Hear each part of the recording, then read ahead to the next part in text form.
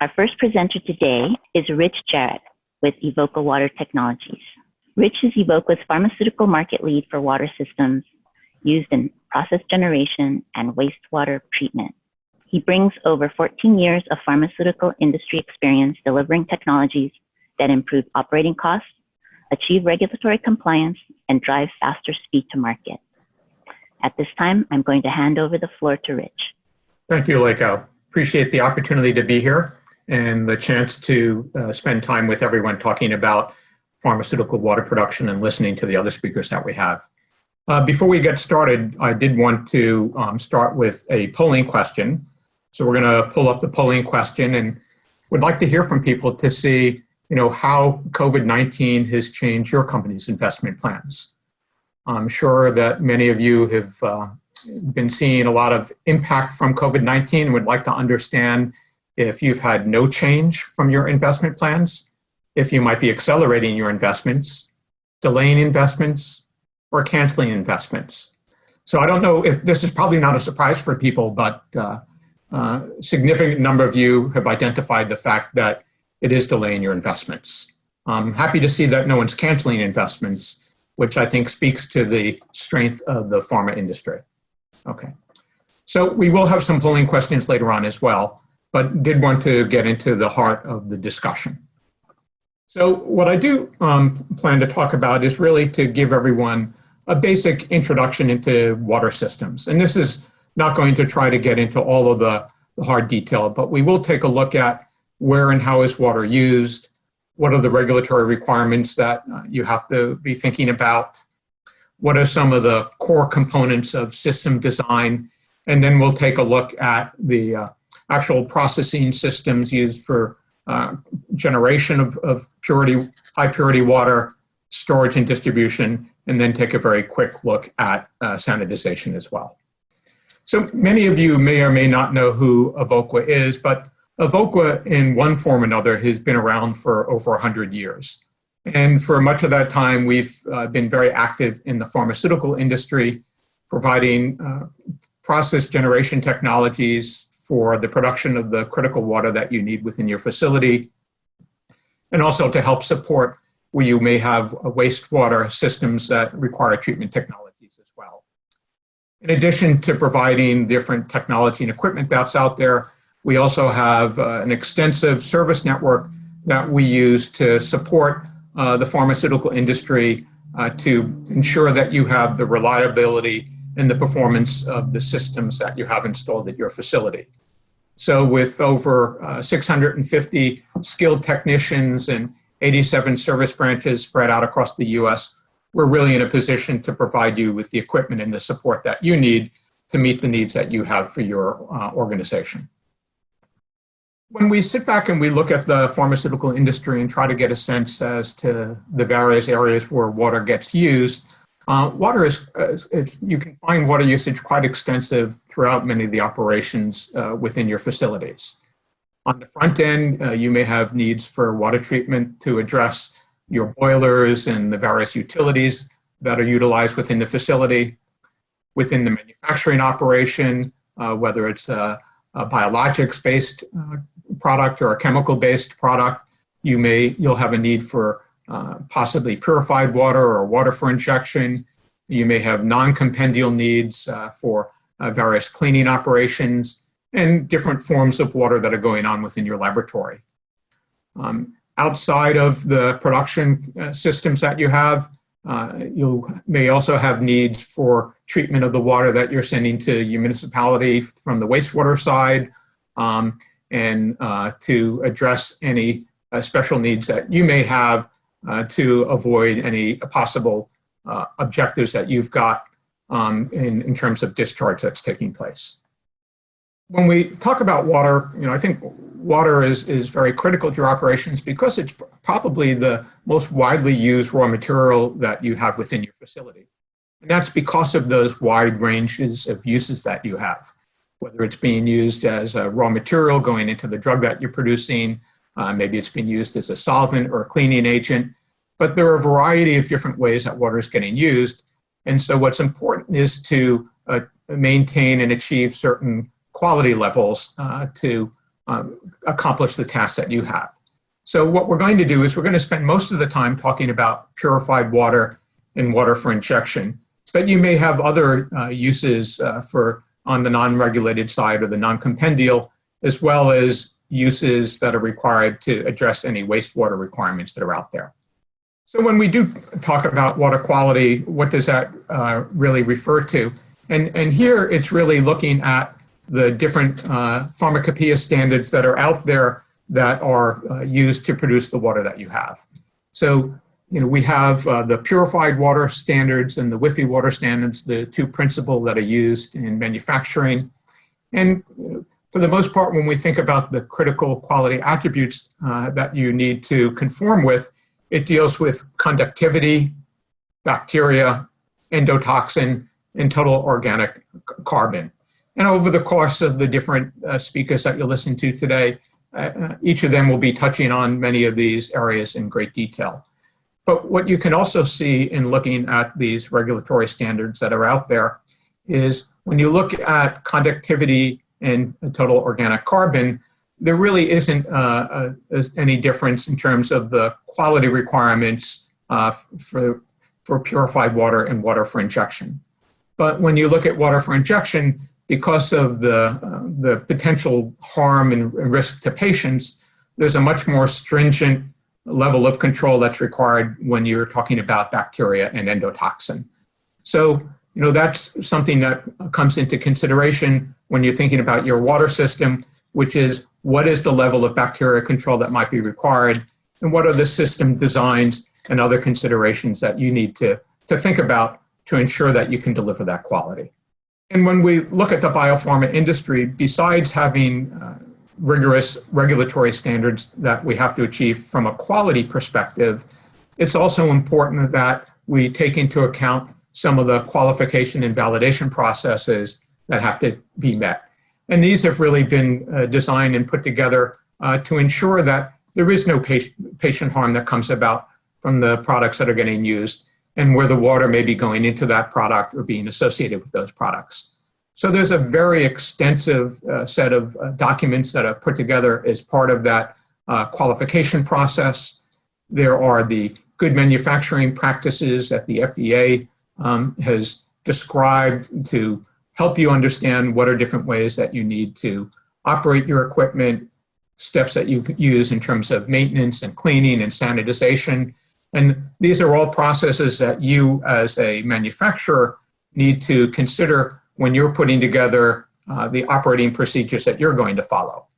While the FDA does provide guidelines in terms of the procedures and processes that you follow, they really look to you as the manufacturer to establish what's appropriate for your organization, because you may find that the variation in feed water will require one set of systems than another, because the product you're producing may have greater risk of bacterial contamination. You may need to put different systems and operating procedures in place. So the FDA really looks to the manufacturers to define what's the most appropriate methods to employ, but gives general guidelines of good manufacturing practice. And the impact that that has on you is that depending on how rigorous the standards are, could have a big impact in terms of the cost of the system that you have, both in terms of the capital that's necessary or even in terms of the operating expense that you might have. And different companies have different levels of risk profile. So if your company is highly risk sensitive, you may want to go with one set of materials of construction as opposed to a company that may not have the same level of risk concern and would be willing to maybe go with another set of materials of construction. And we'll talk about that in a little bit more detail. So what do we mean when we're really talking about water quality? Because what we're really saying is that we're looking to provide a system and capability to remove the impurities that are in the water. And when we define what those impurities are, we're really saying, water in its purest state would be hydrogen and hydroxide. And so we're looking to remove any elements that aren't the hydrogen or hydroxide elements, to a point that conforms to the regulatory standards that we have. So that's really the whole intent of a water treatment system, to remove those impurities, to eliminate any potential risk for patient harm. So when we are talking about impurities, what does that really refer to? And it really refers to these 5 categories that I'm showing here. We have the ionics, which are really going to be the total dissolved solids that would show up in the water, such things as salts and minerals that, would have leached into the water over time. We have the organics, which, would be composed of decaying plant material or residue runoff that might get absorbed into the water. We have particulate matter, suspended solids such as dirt and dust and sand that may have found its way into the water. We have various bacterial elements, different species of bacteria, and endotoxin might be there. And we have the gases that may find their way into the water, whether it's the CO2 or ammonia, nitrogen, different elements that would get absorbed into the water that can also pose a risk to the quality of the finished product that you have. So if we go and look at what does a typical water system look like, and this is really an oversimplification. We're going to get into more detail as we keep going on throughout the presentation. But you were going to start off with the feed water that you're using, and that may come from a municipal treatment system, or it may come from a well that you've got that's feeding your facility. And as we start off, what is important is that from a regulatory perspective, the feed water that you use within your process needs to conform with public drinking water standards. So that's where you would be starting off. And then that water goes into a pretreatment system, followed by primary treatment, polishing, and then ends up into the storage and distribution. And each one of these phases of the process will bring about further improvement of the quality of the water. And then there are different steps and processes that we use to maintain the quality of that water. So when it's delivered to the point in use where it's important, you're making sure that you're conforming with all the regulatory criteria that's there. So as I said, we have 4 main critical quality attributes around water: conductivity, TOC, bacteria, and endotoxin. And depending on how what quality standard you're looking to achieve, whether it's purified water or water for injection, you'll have different choices in terms of the technologies that you can select from. And each one of those will be important because it, as I said, can impact both in terms of the materials of construction and what the overall system design looks like. So if we start off with pretreatment, pretreatment becomes important for a variety of reasons. One, the feed water that you may be receiving will be different depending on where in the country you're located. So you need to take into account the variation in feed water that might be there. You also have to deal with the fact that there's seasonal variation in water. So a pretreatment will really help to remove some of that variability in the feed water. So as you're feeding your primary treatment and your polishing steps, you're having a consistent quality of water as a starting point. So if we look at some of the main pretreatment steps, you'll have media filter, you'll have softeners, you may have a carbon, and these are all designed to remove the dissolved solids that may be in the water, to capture suspended material, to remove chlorine. And these steps are necessary both, as I said, to remove some of the variability that's in the feed water that you have, but also to protect the primary and polishing steps that you're using to ensure that final finished product quality. If you don't do a good job of protecting those downstream systems, you can you can increase your operating costs and potentially damage the system, which could really lead to lack of reliability. So pretreatment is an important first step. As we move into primary treatment, there are different system components that you would have depending on whether or not you're producing purified water or WIFI water. And those steps are, once again, to ensure, am I achieving the levels that I need to hit for conductivity and total organic carbon? What am I doing in terms of the bacterial, the microbial levels that are there? And, how do I achieve those standards in a way that gives me the quality that's going to be necessary? And we'll take a look at that.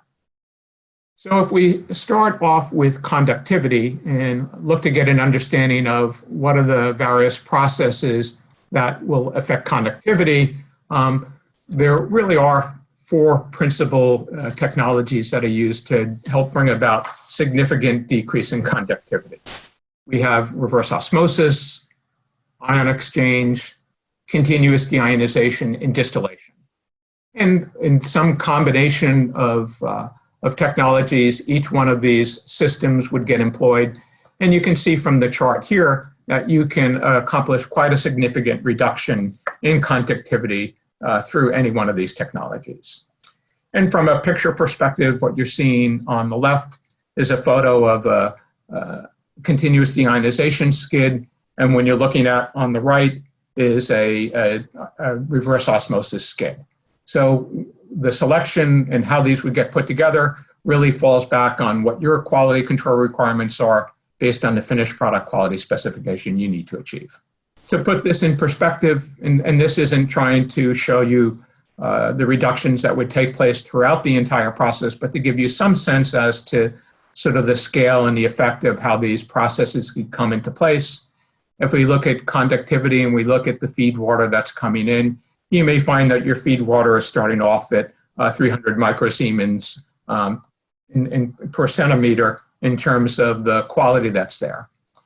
As we go through the RO, you can see a significant reduction in conductivity level, further reductions coming out of the CDI system. So you really are delivering the quality of water that you would need to achieve that WIFI and purified water standard. The reason you're seeing a little bit of a climb post CDI is because of the possibility of dissolved gases getting absorbed into the system, which can have the impact of raising the conductivity, but still keeping it in levels that would be conforming to the regulatory requirements that are out there.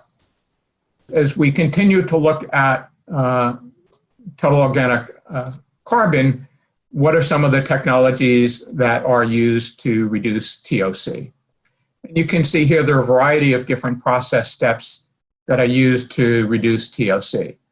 We have carbon filtration, we have ion exchange, we have different forms of filtration that may come into play, reverse osmosis, continuous deionization, UV light, distillation, ozone.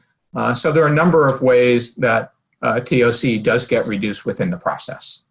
In addition to TOC reduction, there are also a number of categories of equipment that are used to drive the level of microbial achievement that are necessary to attain, whether it's UV light, different filtration, RO systems, distillation, how you're managing your system in terms of temperature, use of ozone as a agent for sanitization, and the various sanitization procedures and processes that are followed. And each of these collectively will have an impact in terms of your bacterial and endotoxin levels. Looking at endotoxin, we also have different technologies that are used to support the destruction and capture of the endotoxin, the RO, ultrafiltration, and distillation. And each of these all add up as process steps to give you the quality that you're looking for. Similar to the look that we had with conductivity, with this chart, once again, it's an oversimplification of the various process steps that come into place to show where and how your TOC and bacterial levels are controlled. You can see from a TOC perspective, your feed water may come in quite high at 2,000 parts per billion. After carbon filtration, see some reduction, further reductions from the RO and the CDI system, further reductions in after your final filtration step. What I'm also showing here through this pictorial is with an ultrafiltration step as opposed to distillation as an alternative technology. You're able to achieve microbial levels that are comparable to WIFI requirements that are out there. And you can see in the distribution loop, not only is your TOC in control, but you're also at an endotoxin level that's also consistent with the requirements that are important for WIFI production. So it just shows that system design is quite flexible in terms of different approaches that you can take in order to achieve the regulatory requirements you have for water, whether you're looking at a purified water system or a water for injection system. As we think about final quality, what is important to think about is, where do I really need to be most concerned about the final product quality? Now, obviously, you're going to have different quality control procedures and specifications in place that will look at what levels do you need to achieve, coming through your primer and your polishing treatment steps. But ultimately, where that quality is really going to be important is where it's being put to use. So if you look at your distribution loop and you look at the points of use, it's absolutely critical that the final quality specification that you have to achieve is being met as you're going to put that product into the various places where you have to employ it for your manufacturing process. So I think what I've tried to do is to give you some sense that there are many configurations that can meet the product specifications that you have. What we've also seen is from the system designs that we've put together over the years, that conductivity and TOC attainment is not necessarily a costly requirement to achieve. Where we do find quite a bit of discussion is the selection of equipment and materials of construction that we use for microbial control. And so understanding what bacterial limits you need to achieve becomes very important.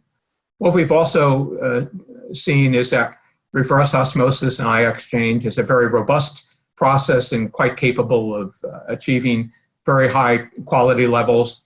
And depending on your specific product quality requirements, an all-ion exchange, so a simple deionization process might work for you.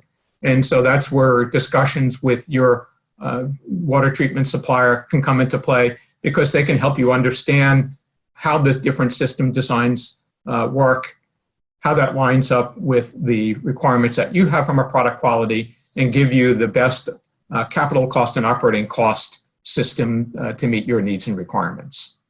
When those discussions take place, what you'll find, there'll be a lot of questions that will really look at defining what your requirements are. What is your usage pattern?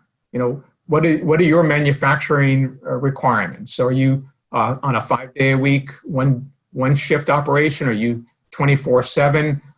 What are the peak loads that you have? What are the batch requirements you have? So understanding what your water usage pattern is going to be is very important. Knowing what the feed water you have is a critical criteria to understand what pretreatment might be required and how to design the best primary and polishing steps. While there may be the pharmacopoeia standards that are out there, your organization may have stricter standards around the water quality. So knowing what your company's requirements are becomes important. What's your tolerance for risk? Are you always are you looking to manage an operation where there's absolutely no chance that there can ever be any kind of excursion? Or based on your experience and what you've seen over the years, do you feel that you can live and work with a system that has been proven to be successful and has many operations with other people producing high purity water, but at the same time, may have a little bit higher risk profile than others? What were you looking to do in terms of your sanitization frequency? What are your sustainability objectives around water and energy? So all of these different considerations are questions that would get asked so that people can understand what you're looking for in terms of user requirements, and that in turn will affect the selection of technologies and the cost of materials that are being used to build the system. So I wanted to give you one example of what a typical system would look like. And what I'm showing here is Evoqua's VRX product line. And what this product offering does is it really gives you a pre-engineered, pre-designed system that has different options out there, so you can select. So by telling us if you're interested in purified water or water for injection, we can provide the best components to meet those needs. And by having a pre-designed system, it helps in terms of reducing the cost of engineering and constructing the system. By having it on a skid assembly, it helps speed up the installation and startup of the operation. So it really becomes a very straightforward way to give you the type of design that you need to meet the quality requirements. So what I'm going to do before we go into the next slide, we'll pick up a little bit in terms of the polling, and then we'll continue. So the question here, because I have highlighted sort of the importance of bacterial control, have you experienced any kind of microbial excursion in the past 12 months? And your choices are yes or no. Well, this is positive. It says that you all have a good selection of equipment that you've got, and the operating procedures that you have in place are doing a good job of protecting the quality of water that you've got. So let's close that out, and then we'll continue on with the rest of the presentation. This takes the items that I've been discussing so far and tries to give you a closer look at what does a system design look like. So you can see from a pre-treat perspective, what I've got is multimedia, softener, activated carbon, all different pre-treatment steps to improve the quality of the feed water, remove that variability that's there. Then that will feed into your primary treatment and polishing system. So we've got filtration at the front end, UV feeding into the RO system, continuous deionization, and then finishing off with UV and some form of filtration, whether it's a final filter for purified water or or an ultra filter for Wi-Fi water. So, this is what a typical system would look like, and really becomes more of a detailed process flow diagram of a VRX type of product. What you'll find is conductivity, as I've mentioned, is easily met with a reverse osmosis continuous deionization system. TOC requirements are easily met, and we can also achieve excellent control over the various microbial areas of concern, whether it's bacteria or endotoxin. From a design perspective, there are different design options that would allow you to minimize chemical. So we have, you can eliminate sodium bisulfite as a ingredient. We can eliminate anti-scalant. So there are different mechanical processes that can be used to minimize the chemical requirements. And what you'll find from manufacturers is that, most water treatment companies have their own CDI systems that are unique to them. So when you're looking at systems, you need to understand that many of those systems are proprietary. Before we finish up, it is important to point out two other items of consideration. One is storage and distribution. If once you produce a high quality level of water, you want to make sure that you're maintaining that quality throughout the process. So what you're doing in terms of keeping that water stored at the right temperature, what you're doing in terms of sanitization, are all become important.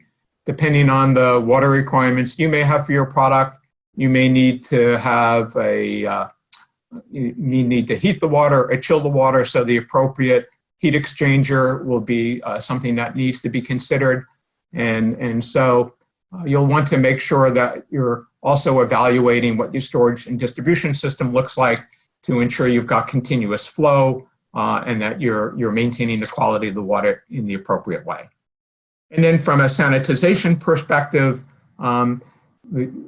as you think about risks that might be out there and what are some of the steps that you want to follow to drive for protection against microbial contamination, you need to sit back and look at the various components of your system to understand, what is the level of risk, because that will influence what you do from a operating procedure perspective. So you can see here where I've summarized, is this unit operation an area of low risk or high risk? And then as we evaluate risk, what method of sanitization do you want to consider? Are you looking at chemical sanitization as a step? Or are you using hot water or heat as a step? Or are you looking at ozone as a method of sanitization? And not only do you evaluate how you're what method of sanitization that you're using, you also need to determine, is this going to be an intermittent form of sanitization, or is this going to be continuous? So both understanding where there is risk of contamination, what methods of microbial control do you want to use, and how you're going to conduct that microbial control all become factors that are built into the system design and operating procedures that you're going to follow. So in summary, what I wanted to give you some sense is that there's more than one way to produce the quality of water that you're looking for. And you need to understand what your water quality requirements are. That system design will also influence what you're doing in terms of water and energy consumption. So depending on what you may have from a sustainability objective, that will also be a factor that can come into play. And by taking advantage of pre-engineered standards, you have the opportunity to reduce the cost of production, speed up your time for construction and startup and installation. So there are many different ways that you can accomplish what you need to deliver the quality of water that you're looking for. So what we'll do, we'll have one last polling question, and then we'll open it up for Q&A after that. But the question here is, has your company changed your quality control requirements around bacteria control over the past 12 months? And here you don't have to limit yourself to one answer. There's been no change. You've established tighter specifications. You've increased your testing requirements. You've increased your sanitization frequency. So the question once again, has your company changed your quality control requirements around bacteria control over the past 12 months? Select all that apply. Summary here, 81% of you have seen no change, 5% have established tighter specification, and 14% of you have increased sanitization frequency. So microbial control is an important factor of maintaining the quality of the water. So it's positive to see that many of you have good systems in place already. And in other cases, some of you have looked at the standards and frequency that you're using to make sure that you are keeping the quality that's there. For other information, you can go to the Evoqua website if you're interested and wanted to use this as an opportunity to take any Q&A that might be out there. Thank you, Rich, for an informative presentation. First question is, are you seeing companies accept membrane-based production of WIFI water as an alternative to distillation? That's a very good question. What we have found over the last year and a half since the harmonization of the standards on WIFI production is an increase in the number of inquiries that we've had for membrane-based WIFI production, as well as the number of units that are being installed in pharmaceutical companies today. So clearly the benefits of WIFI-based membrane water by savings in both capital cost and energy consumption has been having a big impact in terms of the industry's willingness to move away from what historically had been distillation into membrane-based production. So yes, quite a significant change has been underway. Thank you, Rich, again, for your excellent presentation. Good. Well, thank you for the opportunity to give a simplified overview of water systems in pharmaceutical industry.